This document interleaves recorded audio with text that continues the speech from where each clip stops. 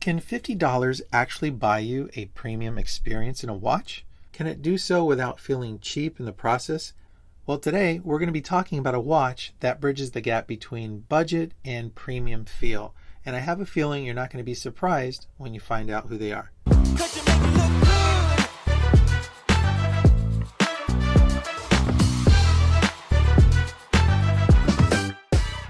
Welcome back. Today's video is brought to you by a friend and coworker who recently went on a watch binge, bought a bunch of watches, and he surprised me and said, here, take some home, shoot some B-roll. This happens to be one of those watches. Thank you, Ryan, for sponsoring this video, essentially. Thank you.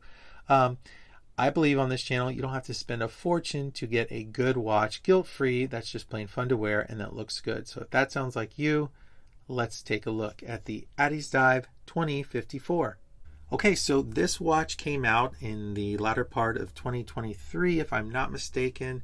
It is an homage to the Rolex Submariner with some vintage styling to give it maybe a retro look. It's interesting that Ryan purchased this watch because, of course, I'd seen this on AliExpress a ton, and I've always wondered what that watch could offer at such an affordable price. When I actually opened it, I immediately felt that, that solid, well-built feel that you get from a nice stainless steel bracelet, that dense illusion of quality that upon further inspection may or may not be there, but it definitely had a nice solid feel to it. The colors were surprisingly good. Sometimes you look at these watches on the website against a white background, and it just, you kind of wonder, what's the character of the watch? What's the lighting going to be like? And again, I was pleasantly surprised that, the colors were nice. It has this kind of this sun-drenched patina on the dial, kind of faded look. It also has that burnt out tritium look on the indices. They are painted on, they're not applied indices. It also has a ceramic bezel that has a little bit more pop of color, so it's kind of like an old mixed with new look. The finishing on this looks wonderful. If you look right away, you can see the beautiful mirror polishing on the flank sides, alongside the screw down crown that has the signed logo on it. And then underneath you see the screw down case back with all that nice brushing, the radial brushing, and kind of that wonderful contrast. The bracelet looks, again, looks really nice up close. I think they've done a good job of softening those edges. And again, when you're looking through the goggles of, $40 to $60 range, when you're getting this type of outfit for a watch, it does not feel like a budget watch. It really does step up the game in far looks and feel. So already they're on a great start for answering the question, can $50 deliver on a premium feel, a premium experience? If we look at the ecosystem in Shenzhen, China, where Addiesdive is located, they have done a great job of mastering the localized ecosystem of industrialization. They can have stainless steel blocks ready to go, a design sent out, it's machined and polished and ready to hand back and assembled with gaskets, movements, crystals. Then they do the quality control, the pressure testing, packaging it, and then ready to ship within a very, very short amount of time. In this process, they're avoiding shipping costs, import tariffs, no waiting on international freight. They can take those parts straight to their own assembly facility, and you save a ton of money, and you're getting the same ingredients as a watch that might be 2, 3, maybe even 4 times its cost. And that's how we get something that feels like it should cost more. But let's continue that conversation and compare it to another dive homage. To be more specific, it's coming from the Mod. For those of you who do not know what that is, it is a company that sells you the experience of building the watch yourself. You pick the watch and the colors, and then they send you a nice box with a toolkit, and then you assemble the watch. Now let's look at the price. Watch this. The Addiesdive 2054 comes in at around the $50 price point, where as if you purchase a watch from the mod, it can be anywhere from northward of $500 to $600. If you compare the difference, one is selling you an experience while the other one is just the grab and go watch. You buy it, it's sent to you, you're ready to go.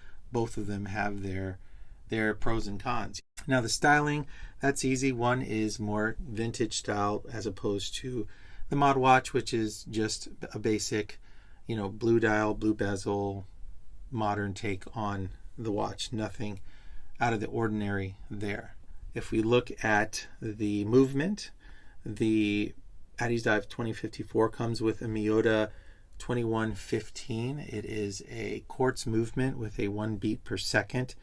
It is not a sweeping, moving hand, so you'll have that tick, tick, tick. But if you look at the mod, you're getting the robust NH35 that is, just a workhorse. It's a reliable movement. So again, you're getting a nice movement with a sweeping second hand. Okay, so moving on to the crystal. The Addiesdive, of course, to save some money, they went with the mineral crystal. And then if you go over to the mod, they're giving you a sapphire crystal.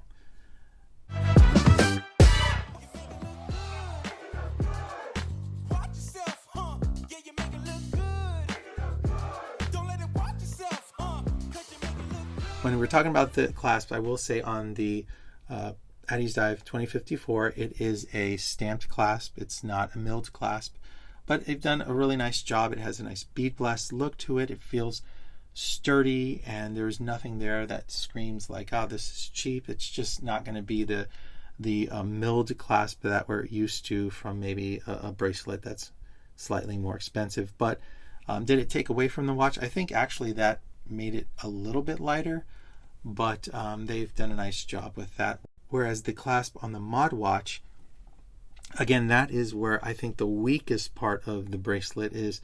At first, I didn't put them on right away, and this is no knock to the mod because those guys were awesome. Now, I unwrapped the oyster style one, and I noticed that the clasp, although it's an on-the-fly adjustment, it just had a very light. At one point, I thought it was plastic, but it is not plastic. It's just a lot lighter, and it almost felt like it's more brittle.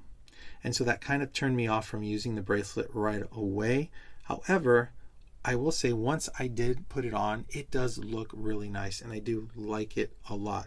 And this brings me back to the cost savings that Addiesdives offer. They added a mineral crystal. They added a quartz movement, which is cheaper.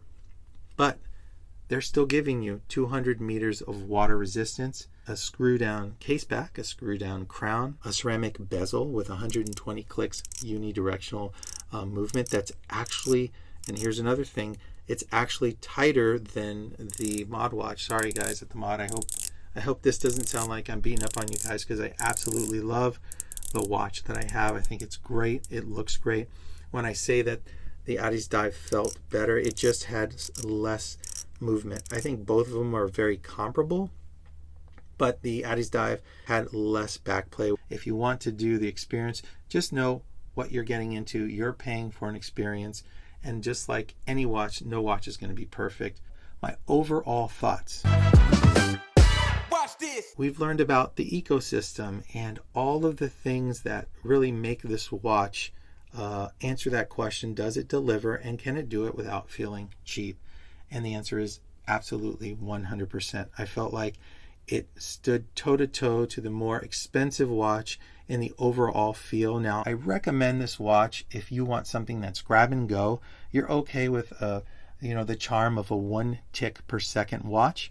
And if you're a purist and you're like, no, I want an automatic movement and I want it to be an NH35 or better, then yeah, maybe this is not the watch for you. So those are my thoughts. I hope that was helpful. Again, I really did enjoy comparing those two watches and kind of learning about like how these companies are able to, make some of these watches. If you guys enjoyed some of this, I'd love honestly to hear your experience. Have any of you guys used the mod watch before? Do you guys have the Addiesdive AD2054? Do you like divers, or are you just over it? I know it's a love-hate. Some people just are sick of divers. Some people love them. I just happen to love them. So it was fun to make this video. If you like the content, please hit the like, hit a subscribe for me. That would be great. Otherwise, I will see you on the next video. Take care.